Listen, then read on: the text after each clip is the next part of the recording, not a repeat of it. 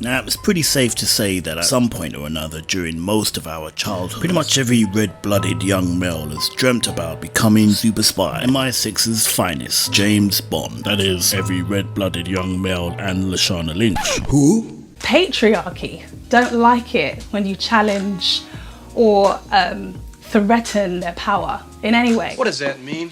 Huh? I don't even know what the hell that means. With any relevant, cool, open-minded, diverse ideas, like having a female 007. Okay, what do you mean? Now, there was a point during that last movie, especially leading up to it, a lot of us were like, oh no, they've gone and done it. They've done it. They've gone and done it. This is it. Not helped by a handful of misleading articles that were written at the time. Report 007. Thank you. 007? That must bother you. You have no idea. Thankfully, most of what we'd feared turned out to be unfounded, somewhat. You can go in. Thank you. Alone, I'm afraid. Oh, does that bother you? Now look, don't get me wrong, I think Lynch was perfectly fine in the role that she performed in. But when it comes to honouring the creator of the character, we should always reflect on what it was he envisioned. And what he envisioned, for all intents and purposes, was a man. A slim 6-foot-tall man, to be exact, according to a description in his novel From Russia with Love. With Craig 100% vacating the role, I'm gonna miss you, bro. I know. That's it, I'm out of here. Is this a dead man, Doctor? Very dead, Mr. Spock. The focus turns to who could potentially be taking over the role. So let's take a look at just a handful of names that have been mentioned around the net. Because bruh, that speculation list is long.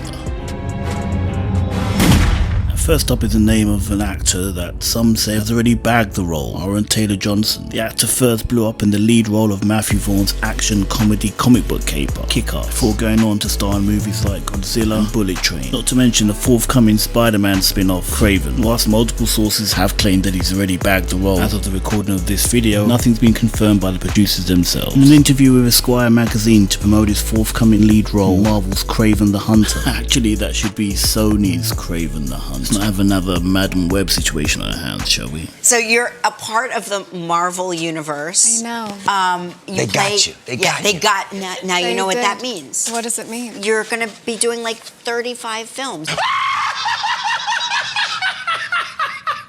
I'm sorry, man. Sorry, that is some funny.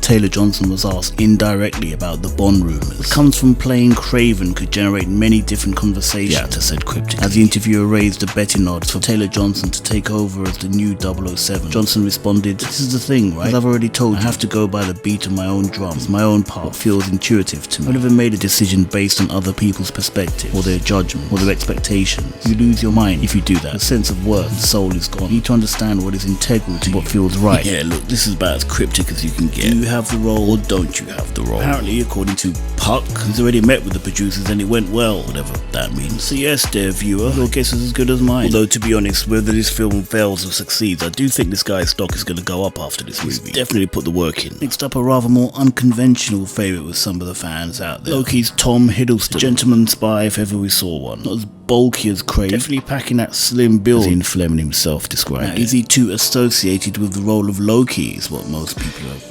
skeptical people are asking. I don't know. Maybe, maybe not. One thing's for sure, watching the guy in The Night Manager, this was an easy slam dunk to this actor. He pretty much plays Bond by any other name. Play it well, he does too. This article comes via Koimoi? What? Koimoi, it's like this website kind of... Anyway, headline reads, Tom Hiddleston says replacing ultimate James Bond Daniel Graig in 007 franchise would be terrifying. Now, according to this article, Hiddleston is the frontrunner, with no less than Christopher Nolan set to direct. Wait a minute. Christopher Nolan directing a Bond movie? Much as I'd love to see that happen, I would actually pay money to see it. I don't see that happening. And Josh Horowitz asked Tom Hiddleston, what would scare you at this point? A Broadway musical getting a call to be James Bond. The actor replied, both terrifying. That's like number 1 terrifying, number 2 terrifying. And the podcaster teased, anything more terrifying is a James Bond musical, I suppose. Also came across this interview some 7 years back. Roger Moore says that Tom Hiddleston would be an excellent choice for James Bond. He's a hell of a good actor. That's backing. Well, that I'm going to put in my back pocket and feel very good about as I leave the building, because Roger Moore is an extraordinary actor, an extraordinary man. So there's a lot of noise about this role, but no one's actually said anything to you directly. No one officially, that I am as in the dark as you are. But it's a yes if you're asked. Another actor whose name has been mentioned, some say controversially, is Idris Elba. I'm a huge fan of his. I love his Luther series, one of the greats working today. Dude even turns in a great performance in a video game. I mean, the guy's just on another level, for real. Now he really started to hit big time opposite Denzel Washington in American Gangster. Bumpy don't own no real estate in Harlem right now. I'm the landlord and the lease is 20%. But look, don't sell dope then, Frank. Get a real job. You need a job, Frank? Is that what you need? Well, you can come work for me. Okay, you can drive me around. You can open my doors. Yes, sir. No, sir. Right away, sir. Anything you want, Mr. Johnson? I love that scene. I'll reserve my own thoughts on the old female or black James Bond towards the end of the video. So now let's hear from the producers themselves. Well, we know Idris. I mean, we're friends. I'm friends with him, and he's a magnificent actor. And, you know, it's been part of the conversation. That was enough to get social media both shaken and stirred. So what does the man himself think of the idea? I think I'm too old for that, man. I can't be running around in cars and ladies and martinis. Who wants to do that? That sounds terrible. I give it to you. You got me there. Right.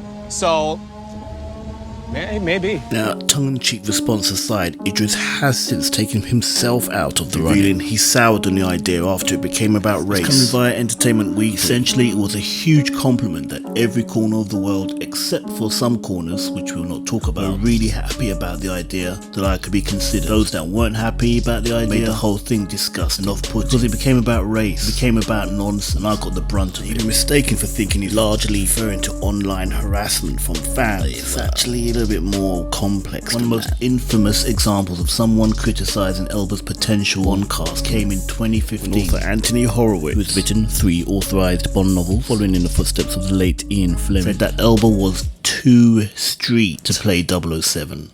Are you out of your... He ended up apologizing after social media erupted with outrage. Either way, it looks like this one probably won't be happening. We're going to have to change it from 007 to 0010 if Idris gets it. Next up, The Hobbit's Aidan Turner. Actually first heard this guy's name mentioned a number of years back. This article comes via The Express. It says next James Bond hopeful Aidan Turner loses out on 007 after milestone. Whatever could they be talking about? The article reads, Daniel Graig is no longer 007. Although Aidan Turner had a fantastic chance of playing the next James Bond in the near future, his opportunity may have come and gone after he has reached a momentous milestone. Fortunately, earlier this month, Monday, June the 19th, 2023, this article may have marked the end of the road for Turner's hopes to become the next 007. Today is the star's 40th birthday, and considering Bond bosses behind the series are reportedly looking for a younger star to play the hero for decades to come, Turner may have just aged out of the role, along with almost every other name I've mentioned thus far. Again, I'll keep my thoughts on that till the end of the video. Next up, we've got the star of Outlander,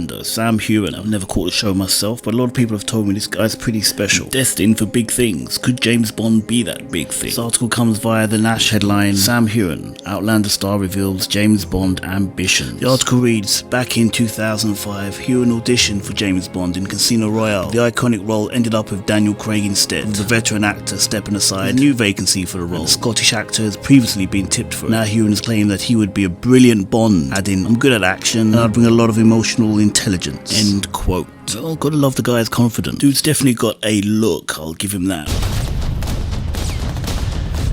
I need eyes on Grace.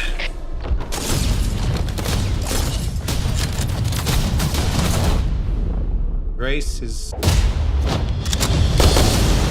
There's a player in the battle space. Hunger Games and Pirate star Sam Claflin is another name mentioned. An actor I always thought was on the verge of being something big, but never quite became big. Not that his career's over, I mean far from it. I just always saw huge potential in the guy. Back in 2018 he was a 12-to-1 odds to replace Graig. Interesting to see where he ranks today. 37 years age, just below the apparent threshold. One fan favourite way past that age is none other than Tom Hardy. He's been linked to the role for, well, as long as I can remember. To be honest, I thought it'd be perfect after seeing him in action comedy This Means War. Turns out I'm not the only one.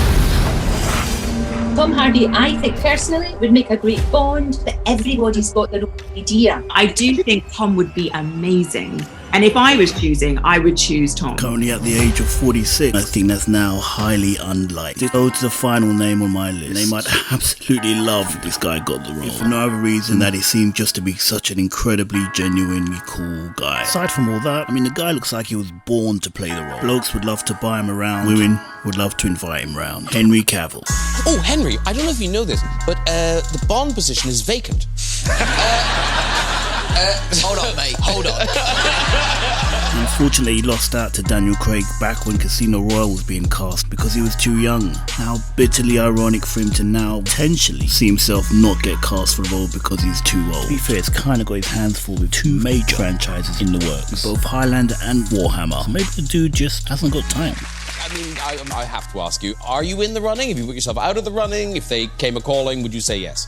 I would definitely have a conversation. I think that from what I understand, there's very, very early conversations happening up top at MGM and with Barbara and Mike, but there's no list as such yet. Now, there is a strong likelihood, all that being said, that the producers are going to go with somebody completely unknown, like completely off the grid. Like, you ain't seen this person before. Like, they could still be in drama school, for especially with all that talk about being in a role for decades to come. But to me, it's one of the big issues I have with their master plan. Tying down actors for too long. Graig has been desperately trying to get out of the role for the past 3 movies. During that time, they passed up a lot of great actors who could have given us some really dynamically different interpretations of the character. Now, we'll never get to see him. If I was a head honcho in charge, I'd be tying down the actors for 3 movies at a piece. Trilogy. 3 isolated stories threaded together by an overarching plot, tied up in the last movie. We'll keep everything nice and fresh. And how about occasionally spinning off different characters into different directions? Really cast fantastic actors to play them. Each one is more than capable enough to hold their own at the box office. An action thriller starring Ray Fiennes as Mallory?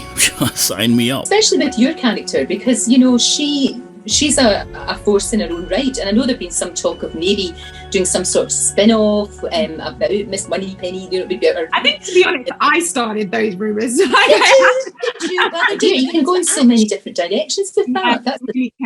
You really can.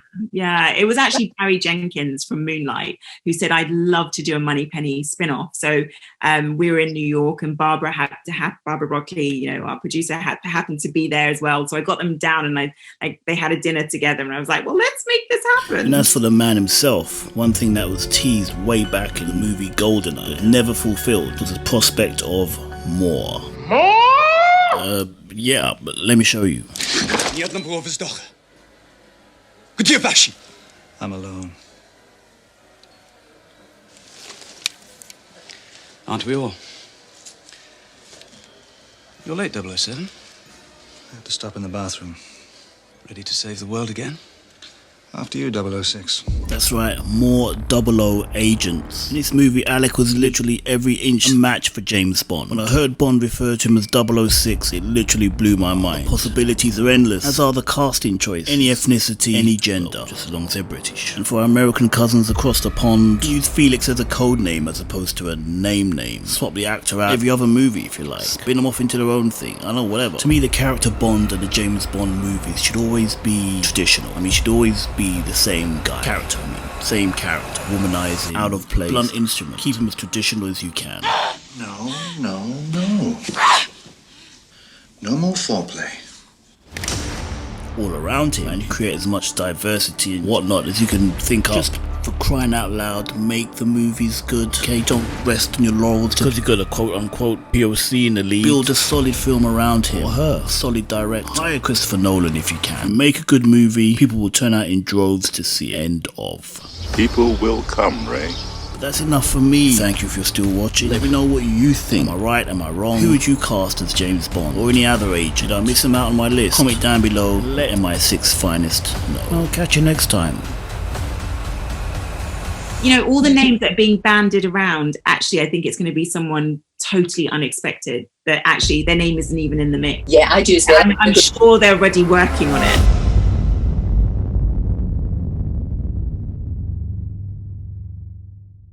And I meant for warm-blooded heterosexual adults, you know, in beds and railway trains and aeroplanes. They're not meant for schoolboys. Teenagers presumably are reading them, however. Oh, yes, they are, and I think they're enjoying them very much. My son hasn't yet got to read them. He's about 11 and a half. He thinks they're very dull.